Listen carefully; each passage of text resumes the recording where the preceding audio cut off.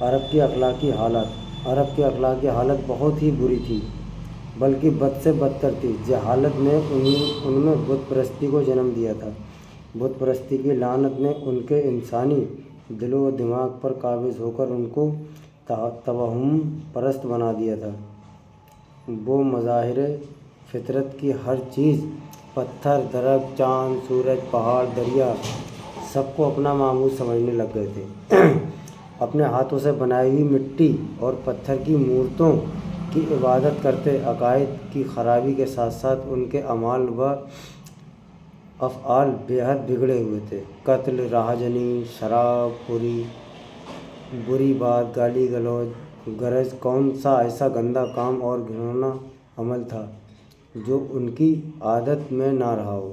چھوٹے بڑے سب گناہوں کے پتلے اور پاپ کے پہاڑ بنے ہوئے تھے۔ حضرت ابراہیم علیہ السلام کی اولاد بنی کعبہ حضرت ابراہیم خلیل اللہ صلی اللہ علیہ وسلم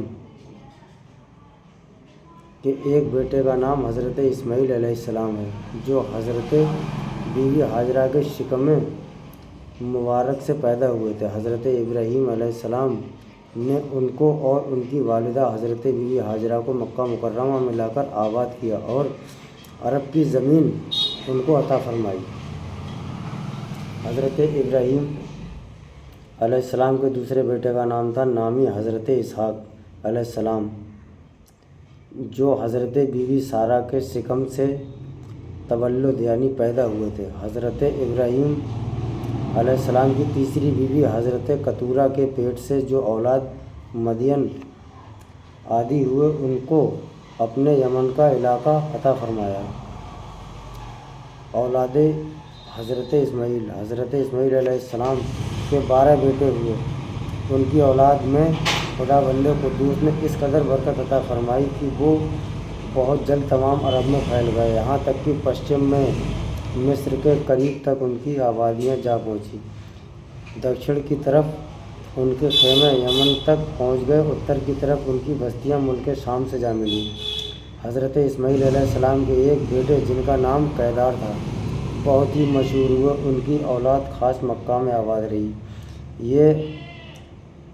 یہ لوگ اپنے باپ کی طرح ہمیشہ کعبہ معظمہ کی خدمت کرتے رہے، جس کو دنیا میں توحید کی سب سے پہلی درسگاہ ہونے کا شرف حاصل ہوا۔ انہی کیدار کی اولاد میں عدنان نامی نہایت ہی پکے ارادے والا شخص پیدا ہوا۔ عدنان کی اولاد میں چند پشتوں کے بعد قصی بہت ہی جاہ و جلال والے شخص پیدا ہوئے، جنہوں نے مکہ مکرمہ میں ملی جلی حکومت کی بنیاد پر 440 عیسوی میں ایک سلطنت قائم کی، ایک قومی مجلس یعنی پارلیمنٹ بنائی جو دار الندوہ کے نام سے مشہور ہے۔